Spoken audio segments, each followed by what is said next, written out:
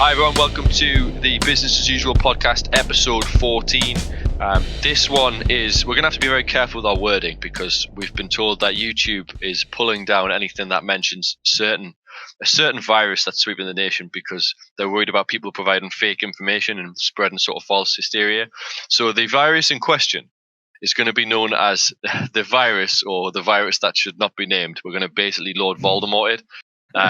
To avoid any potential, we don't want our podcast to be pulled from YouTube.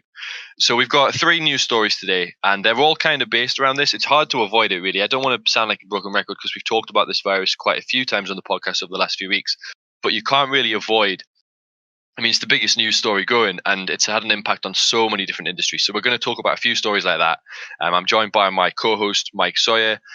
Make sure you follow us on Twitter, at Mr. M. Sawyer for Mike and at Mr. J. Goodrich for myself. Make sure you follow us on Instagram if you want to get updates. We're also posting a few graphics about the entertainment market that we've been spreading out over the last week at business as usual _ because business as usual without the underscore was taken. You can also subscribe to us on YouTube, search business as usual, and we're also on anchor.fm. So if you go on anchor.fm / business as usual podcast, that's where you'll be able to see all the episodes straight away and loads of different platforms that we now provide our podcast on. It's not just Spotify, it's on Google Podcasts and a variety of others. Let's get started. So Mike, do you want to talk about the market crash? Because they're saying it's been the FTSE 100 is the worst crash in 12 years. I think it might be worth starting by explaining to some of our students who are a bit less experienced in the stock market, explain what the FTSE 100 is. Yeah, so it was a crazy day. Panic has hit the markets. So the FTSE 100 is the trading exchange where you can buy shares and companies can sell shares of the 100 most valuable companies in the UK that are listed as PLCs. So you've got the likes of Tesco, Man United, etc. on there. So they're all selling their shares on there, and that has seen the highest, also I should say the biggest drop, with a plunge of up to 10% at any one point today. So the value of the top 100 companies in the UK fell by as much as 10% at one point, and it closed after there was a suspension in the market, and that caused a little bit of a correction where it finished up down, I should say, about 7.7%. So that has caused major issues, and that has been mainly because of the virus, but also because oil prices have plunged 24%, which is the most it's fell since 1991. So about 30 years. So that is because Russia. Yes, we should see cheaper petrol, but there's a lag time in that because most companies buy forward. They buy at the price from 6 months ago, for example, in bulk. So we would see this come to the pumps usually within 3 to 6 months. And obviously a lot of people are self-isolating, not wanting to, well, not quite self-isolating, not wanting to go abroad, not wanting to travel so much. So we're not going to maybe see the benefits of this cheap oil either. So you were saying Russia, you were saying about the cause of the oil price dropping. Yeah, so essentially Russia and Saudi Arabia are having a price war over the oil, and that's caused the oil price to, like I say, drop 24% today, which has a huge knock-on effect on everything. Essentially, you've got that, but you've also got less demand from China as they've essentially cut down their production by about 60%. Yeah, they think their entire economy is pretty much about 60% of their economy stopped, hasn't it? And obviously, their huge market with such a high population and such a high increase in their sort of GDP that they account for quite a large amount of demand. And when that's suddenly not there, businesses that have got a large supply are looking for places to sell it.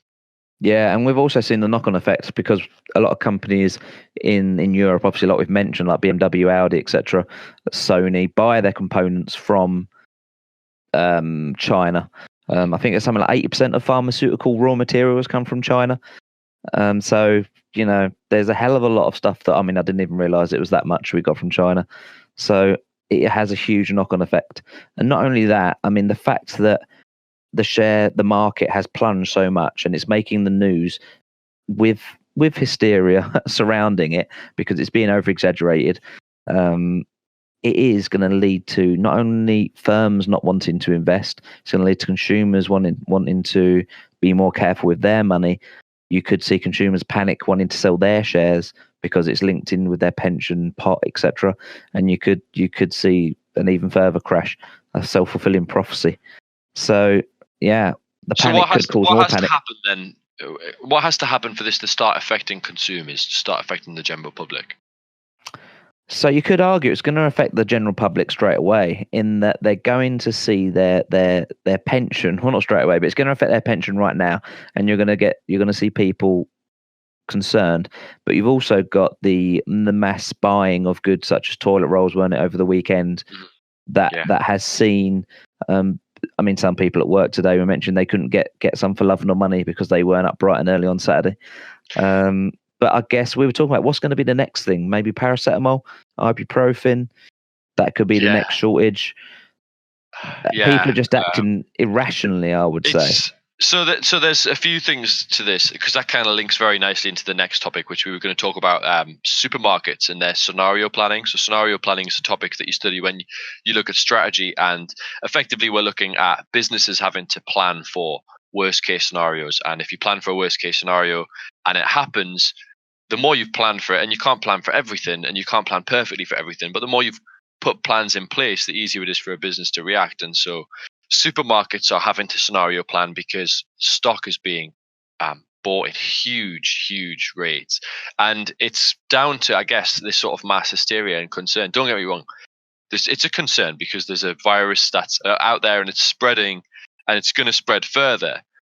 And effectively what people are doing are buying every dry pasta, toilet roll, and hand sanitizer is pretty much sold out. I was in Basel and Asda yesterday, and it just so happened I was in the area, and so it was about 3:30. Supermarket shut at 4:00 on a Sunday, and we needed to do a food shop on our way home. So we stopped in, and you've got we probably could have used to buy, we could have probably used pasta, and I wasn't going to buy it because I didn't want people to think I was panic buying. But hand sanitizer, there's just nothing there. Like baby wipes and stuff like that, they're all gone. And supermarkets have started to adapt, haven't they? So there's a few that have put in limitations on what you can actually buy. I think Tesco's one. I think Sainsbury's is another. Aldi isn't, as far as I'm aware. But it's interesting to note that they're already starting to ration their staff, even though really it's probably not necessary yet. But the article I read earlier is, I think Tesco are going for 5 items per person, and Asda are doing the same. A variety of products, so antibacterial products, dried pasta, long life milk, children's medicines, water, and tinned vegetables. So people can only buy 5 items at a once. Blimey. Which is, it's interesting. I mean, it's an interesting conversation to have. Like we had it in the office today. Is it rational? Is it irrational? So it's irrational because it's a concern, like you say, but it's not end of day scenario, is it quite yet? But then it's again, like I Am Legend out here. I kind of feel like I'm going to look out my window and see Will Smith with a dog and a shotgun. Walking Dead or something. It's ridiculous. But then again, people are just worried about their health, their families, and they don't want to be caught out, do they? I mean, if it does become end of day scenario, which I'm sure it won't, then I guess you don't want to be the one that's caught short dashing at the last minute. So it's certainly interesting. I don't know if I've experienced the last one. So supermarkets have obviously been hugely affected. You could argue in some respects in a positive way, because obviously it's increasing sales of certain products. And I mean, let's face it, toilet paper is a necessity, so there's never exactly a huge drop in the sales of toilet paper. But it must be quite nice to be someone like Charmin at the moment. Charmin even exists anymore? Andrex? Yes, they definitely do. Yeah, Charmin Ultra. So they must be feeling pretty good about things at the moment. Boots as well have had a bit of a kick up in terms of medicines and people being trying to prevent things. True, it's going to be very short term though, isn't it? Because you've also got a lot of people not wanting to go out. So I think the biggest increase in demand has actually been for home delivery. which is them added value, isn't it? So apparently there's no slots available for home deliveries because people are not wanting to, well, some people are not wanting to leave their house unless they have to, especially elderly people, I guess. So they're getting deliveries now. I think it's that some of them only charge £1 for delivery. Right. Depends on when you go. It depends on how high demand the slot is, as far as I'm aware. Yes. So you probably expect dynamic, that they're going to be a little bit more expensive. Dynamic pricing. Yeah. Let's go from that then. So that's a business that's seen maybe an increase in demand to businesses that have seen a huge drop in demand. And let's think about the travel industry, because there's been huge issues with the travel industry this week. And before we get to the big one, the news today that British Airways, Ryanair and EasyJet have cancelled more flights to Italy due to the virus that shall not be named. But Flybe is the biggest casualty. Yes, I mean they're the regional, aren't they? They're mainly in the north, but they do also cover the whole of the UK. But they were essential for the north. The interconnected flights between places like Glasgow, Birmingham, it went all the way down. You had the odd flight to Cornwall, for example, the Newquay airport. So there was a lot of interconnected flights that the UK economy relies upon. But they were, before the virus crisis, shall we say, they were on edge. They were financially teetering, a bit like Thomas Cook were. So this was essentially the final nail in the coffin for Flybe, with demand dropping for people not wanting to travel unless they had to. So they were seeing a lot of their flights 10% full, etc. And I remember the flight that was in the air when they decided, isn't it, to cancel. Like that concept of you need, really, in order for your flights to be viable, you need to sell a certain amount of seats, and I'd guess that varies depending on aircraft to aircraft. But if you aren't selling the seats, but you still have to put the service on because some customers have paid, that's a huge issue. But they collapsed 4 or 5 days ago. I think was it Friday they collapsed, and I guess the thing we were looking for is there going to be a bailout, and it's been incredibly quiet on that front, and to the point where it looks like they're just going to be let go. And we talked on the podcast when the Thomas Cook one happened about whether we thought that was the right idea, whether we thought that the government should have intervened. And I think we both settled on the fact that if a business isn't efficient, then it should really be let go if it's not able to survive on its own. Guess we feel the same here as well. I wouldn't take that approach with Flybe personally. I mean, I do agree on the whole that if a firm's not efficient and they're not creating profit to survive, then we shouldn't be bailing them all out. But I do believe, to an extent, they're kind of a public good in that they are providing a positive to the UK economy, not just for employing people, but by connecting parts of the UK that the government have failed to connect, such as the north. So they talk about the northern powerhouse, etc., but they haven't connected it enough. I mean, we're talking about HS2, but it's starting in London, going up. Maybe the north will see it sometime in your lifetime. And I mean, the students' lifetime, not ours. Definitely not ours. I would argue Flybe are actually doing the UK a service, and especially the residents of people in northern cities, which is desperately needed until they sort the trains out. So personally, I would have stepped in. I wouldn't want to have nationalised it because I don't believe in nationalisation, but I would have wanted to maybe take a 40% stake in it and give them some loan. Exactly. I think it's definitely long term. I think it's good for the UK economy because this is going to have serious implications for businesses and business to business, particularly, especially in the north. Yeah, I think, and there's a huge range of impacts from this. News today came out that they're worried about their pensions, so they have about 2,500 staff who have all got pensions in a pension fund, and it's come out today that those pensions are registered in a tax haven, and so they're not protected by government legislation that would protect pension contributions. The pension protection fund, I should say. And that is not going to be the case for these businesses because of the fact that their pensions aren't registered in the UK.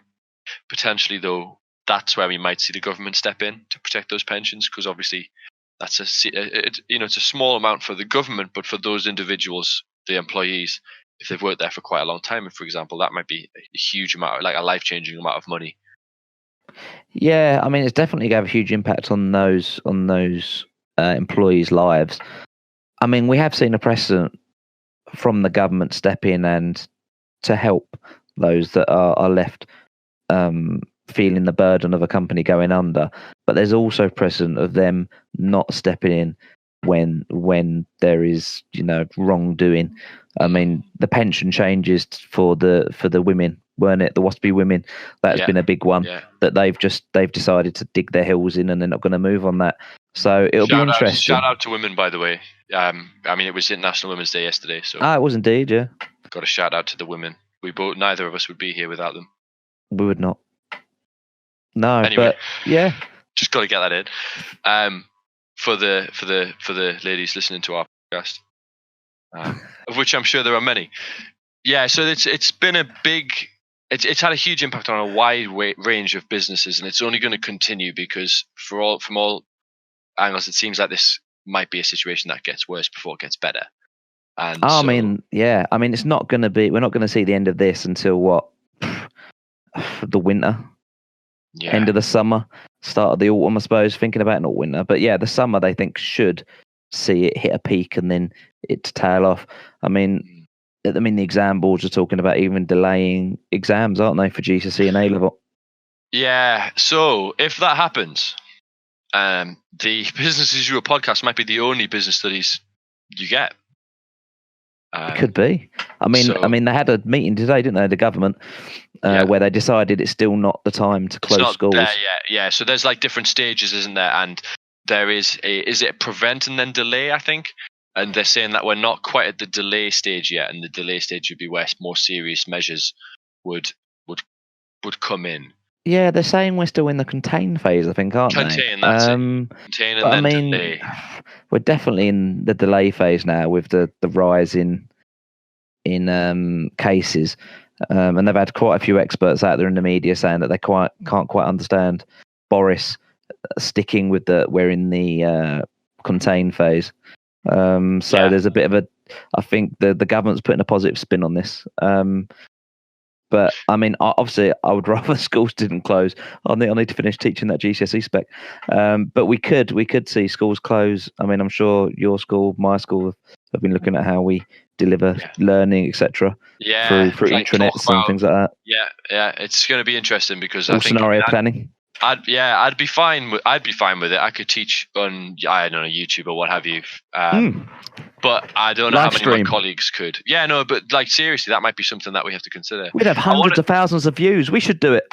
We actually, we potentially should. Watch this space. Could be able to make it big. If the virus that shall not be named really goes large, then we might end up running every morning 9 till 10 a.m. We just because we're going to be locked at home, aren't we? So we're going to just jump online and teach an hour of business studies to the students who can't get into school. Yeah, it would be sad if we become, rich and famous from the coronavirus. I want to share one more news story before we go. And it's one I've just seen. And it's my favourite news story. This is my second favourite news story of all time. And it is, I'm just going to read the headline. Floyd Mayweather. Oh, God. Teases interest in buying Newcastle United. Oh, my God. Would you want that Muppet owning any of your club? He's better than Mike Ashley. That is a tight one, though, to be fair. That's a statement. No, like it would be funny though, wouldn't it? Like, I'd take him over Kronk, to be fair, at Arsenal. I'm sorry, but you can't complain. Like we've got Steve Bruce's. No, anyway, we're gonna go off track. Let's wrap this podcast up here. I might just cut this bit out anyway. So we've gone through a few stories. It's certainly worth keeping an ear out for more on this. It's definitely not going to go away. We will be back. We're going to change the format a little bit. And so on Friday, I'm going to do what we're going to launch a yet to be named sort of segment, which is going to be a topic study. So we're going to pick a particular topic and we're going to pick a particular business. And we're going to talk about that more as a sort of revision-y thing. We've got the exams coming up in 3 months' time.